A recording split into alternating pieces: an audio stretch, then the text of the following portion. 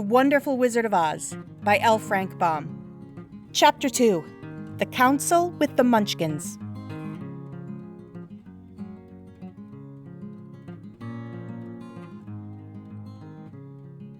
She was awakened by a shock so sudden and severe that if Dorothy had not been lying on the soft bed, she might have been hurt. As it was, the jar made her catch her breath and wonder what had happened, and Toto put his cold little nose into her face and whined dismally. Dorothy sat up and noticed that the house was not moving, nor was it dark, for the bright sunshine came in at the window, flooding the little room. She sprang from her bed and with Toto at her heels ran and opened the door. The little girl gave a cry of amazement and looked about her, her eyes growing bigger and bigger at the wonderful sights she saw. The cyclone had set the house down very gently for a cyclone in the midst of a country of marvelous beauty. There were lovely patches of greensward all about, with stately trees bearing rich and luscious fruits. Banks of gorgeous flowers were on every hand, and birds with rare and bright plumage sang and fluttered in the trees and bushes. A little way off was a small brook, rushing and sparkling along between green banks, and murmuring in a voice very grateful to a little girl who had lived so long on the dry, gray prairies. While she stood looking eagerly at the strange and beautiful sights, she noticed coming toward her a group of the queerest people she had ever seen. They were not as big as the grown folk she had always been used to, but neither were they very small. In fact, they seemed about as tall as Dorothy, who was a well-grown child for her age, although they were, so far as looks go, many years older. 3 were men and 1 a woman, and all were oddly dressed. They wore round hats that rose to a small point a foot above their heads, with little bells around the brims that tinkled sweetly as they moved. The hats of the men were blue. The little woman's hat was white, and she wore a white gown that hung in pleats from her shoulders. Over it were sprinkled little stars that glistened in the sun like diamonds. The men were dressed in blue, of the same shade as their hats, and wore well-polished boots with a deep roll of blue at the top. The men, Dorothy thought, were about as old as Uncle Henry, for 2 of them had beards. But the little woman was doubtless much older. Her face was covered with wrinkles, her hair was nearly white, and she walked rather stiffly. When these people drew near the house where Dorothy was standing in the doorway, they paused and whispered among themselves, as if afraid to come farther. But the little old woman walked up to Dorothy, made a low bow, and said in a sweet voice, "You are welcome, most noble sorceress, to the land of the Munchkins. We are so grateful to you for having killed the Wicked Witch of the East, and for setting our people free from bondage." Dorothy listened to the speech with wonder. What could the little woman possibly mean by calling her a sorceress, and saying she had killed the Wicked Witch of the East? Dorothy was an innocent, harmless little girl who had been carried away by a cyclone many miles from home, and she had never killed anything in all her life. But the little woman evidently expected her to answer, so Dorothy said, with hesitation, "You are very kind, but there must be some mistake. I have not killed anything."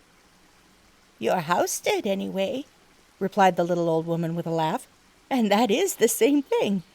See?" She continued, pointing to the corner of the house. "There are her 2 feet, sticking out from under a block of wood." Dorothy looked and gave a little cry of fright.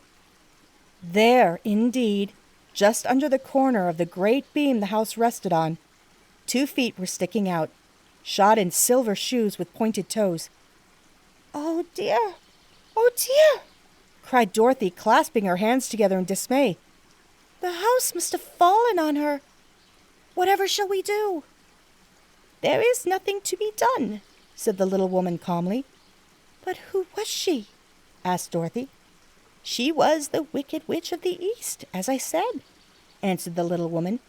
"She has held all the Munchkins in bondage for many years, making them slave for her night and day. Now they are free and are grateful to you for the favor. "Who are the Munchkins?" inquired Dorothy. "They are the people who live in this land of the East where the Wicked Witch ruled." "Are you a Munchkin?" asked Dorothy.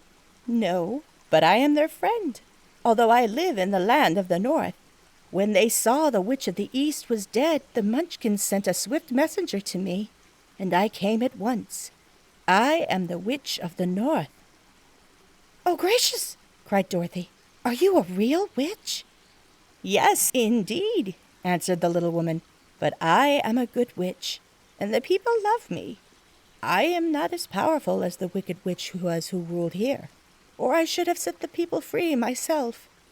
"But," said Dorothy, after a moment's thought, "Aunt Em has told me that the witches were all dead, years and years ago." "Who is Aunt Em?" inquired the little old woman. "She is my aunt who lives in Kansas, where I come from." The Witch of the North seemed to think for a time, with her head bowed and her eyes upon the ground. Then she looked up and said, "I do not know where Kansas is, for I have never heard that country mentioned before. But tell me, is it a civilized country?" "Oh, yes," replied Dorothy. "Then that accounts for it. In the civilized countries, I believe there are no witches left, nor wizards, nor sorceresses, nor magicians. But you see, the land of Oz has never been civilized, for we are cut off from all the rest of the world. Therefore, we still have witches and wizards among us." "Who are the wizards?" asked Dorothy. "Oz himself is the great wizard," answered the witch, sinking her voice to a whisper. "He is more powerful than all the rest of us together. He lives in the City of Emeralds." Dorothy was going to ask another question, but just then the Munchkins, who had been standing silently by, gave a loud shout and pointed to the corner of the house where the Wicked Witch had been lying. "What is it?" asked the little old woman, and looked, and began to laugh. The feet of the dead witch had disappeared entirely, and nothing was left but the silver shoes. "She was so old," explained the Witch of the North, "that she dried up quickly in the sun. That is the end of her. But the silver shoes are yours, and you shall have them to wear." She reached down and picked up the shoes, and after shaking the dust out of them, handed them to Dorothy. "The Witch of the East was proud of those silver shoes," said one of the Munchkins, "and there is some charm connected with them, but what it is we never knew." Dorothy carried the shoes into the house and placed them on the table. Then she came out again to the Munchkins and said, "I am anxious to get back to my aunt and uncle, for I am sure they will worry about me. Can you help me find my way?" The Munchkins and the witch first looked at one another, and then at Dorothy, and then shook their heads. "At the east, not far from here," said one, "there is a great desert, and none could live to cross it." "It is the same at the south," said another, "for I have been there and seen it. The south is the country of the Quadlings." "I am told," said the third man, "that it is the same at the west, and that country where the Winkies live is ruled by the Wicked Witch of the West, who would make you her slave if you passed her way." "The north is my home," said the old lady, "and at its edge is the same great desert that surrounds this land of Oz. I'm afraid, my dear, you will have to live with us." Dorothy began to sob at this, for she felt lonely among all these strange people. Her tears seemed to grieve the kind-hearted Munchkins, for they immediately took out their handkerchiefs and began to weep also. As for the little old woman, she took off her cap and balanced the point of it on the end of her nose, while she counted 1, 2, 3 in a solemn voice. At once the cap changed to a slate, on which was written in big white chalk marks, "Let Dorothy go to the City of Emeralds." The little old woman took the slate from her nose, and having read the words on it, asked, "Is your name Dorothy, my dear?" "Yes," answered the child, looking up and drying her eyes. Then you must go to the City of Emeralds. Perhaps Oz will help you." "Where is this city?" asked Dorothy. "It is exactly in the center of the country, and is ruled by Oz, the great wizard I told you of." "Is he a good man?" inquired the girl anxiously. "He is a good wizard. Whether he is a man or not, I cannot tell, for I have never seen him." "How can I get there?" asked Dorothy. "You must walk. It is a long journey through a country that is sometimes pleasant and sometimes dark and terrible. However, I will use all the magic arts I know of to keep you from harm." "Won't you go with me?" pleaded the girl, who had begun to look upon the little old woman as her only friend. "No, I cannot do that," she replied. "But I will give you my kiss, and no one will dare injure a person who has been kissed by the Witch of the North."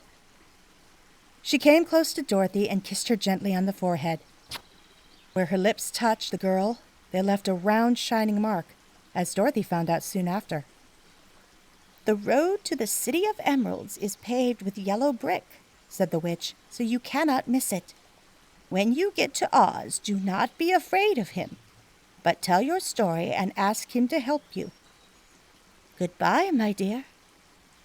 The three Munchkins bowed low to her and wished her a pleasant journey, after which they walked away through the trees.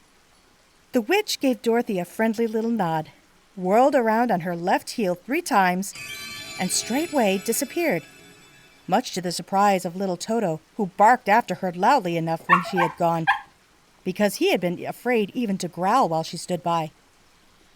But Dorothy, knowing her to be a witch, had expected her to disappear in just that way, and was not surprised in the least.